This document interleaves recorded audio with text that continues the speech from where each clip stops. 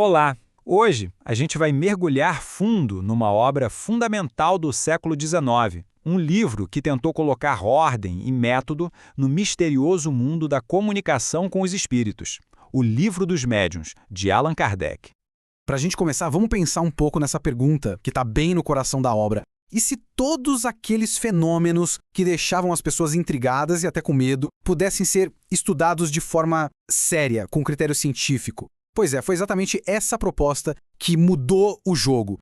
Para entender o tamanho da importância desse livro, a gente precisa voltar um pouquinho no tempo, lá para o século XIX. A mediunidade era um campo totalmente caótico, sem um guia, sem segurança nenhuma. Olha só que curioso, existiam dois extremos. De um lado, como a fonte descreve, a mediunidade era tratada como puro entretenimento, um joguinho de salão. Mas do outro, principalmente em épocas anteriores, a coisa era bem mais pesada. Havia uma verdadeira perseguição, com gente sendo acusada de bruxaria e até condenada à morte. Ou era brincadeira, ou era crime. O grande problema era justamente a falta de uma estrutura, de um método racional. Quem se interessava pelo assunto, fosse por curiosidade ou para estudar, não tinha como separar o que era real do que era fraude. Uma comunicação séria de uma brincadeira de mau gosto. Era como navegar no escuro, totalmente sem mapa. E é bem no meio dessa confusão toda que surge um homem que decidiu aplicar rigor e método a esse caos.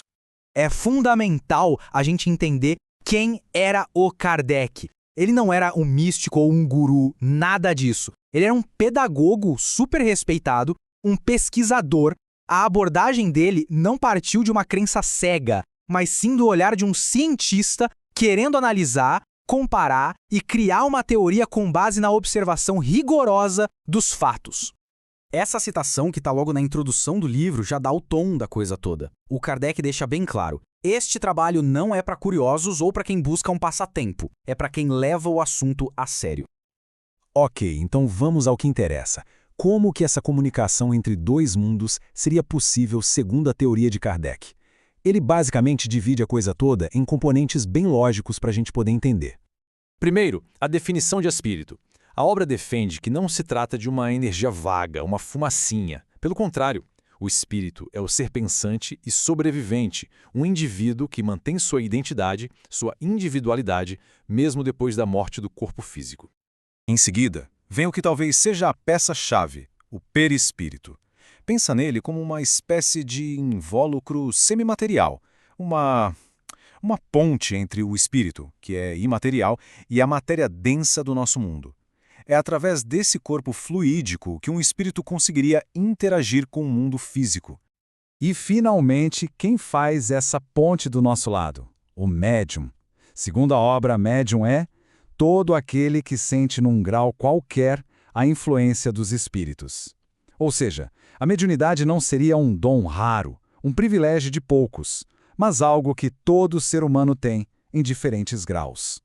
Mas e os fenômenos físicos, como o movimento de objetos? Bom, a explicação é um processo. Primeiro, o espírito combina a energia dele, o chamado fluido universal, com a energia do médium. Depois, essa combinação meio que envolve o objeto, uma mesa, por exemplo, dando a ela uma vida artificial e temporária. E a partir daí, o espírito consegue direcionar o objeto usando apenas a sua vontade.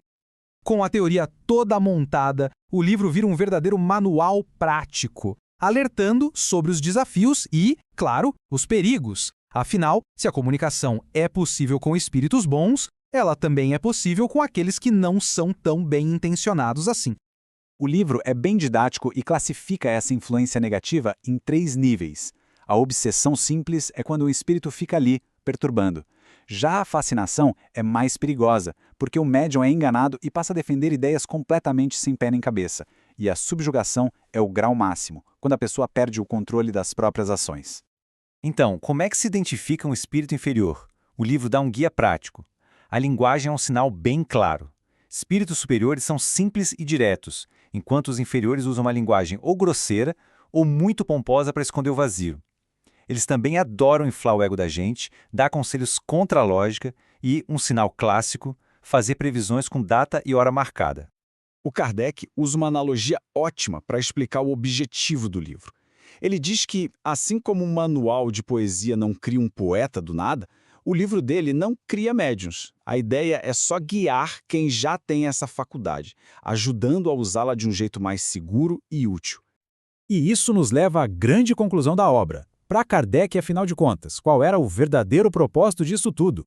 Fica bem claro que a intenção ia muito além de só provar que existe vida após a morte. Não se tratava de um espetáculo, nem de um jeito de matar a curiosidade sobre o futuro ou sobre o que acontece do outro lado. A mensagem final está toda aqui, nessa pergunta do próprio Kardec. Todo esse conhecimento sobre o mundo espiritual não vale nada se ele não levar a uma transformação moral. A crença só tem valor se ela inspirar a pessoa a ser melhor. Esse é o verdadeiro objetivo. E a gente termina com essa reflexão. Será que, no fundo, para além dos rituais, dos fenômenos, das doutrinas, o verdadeiro propósito de qualquer jornada espiritual, de qualquer crença, não é simplesmente nos tornarmos pessoas melhores? Uma pergunta que com certeza atravessa o tempo e qualquer filosofia.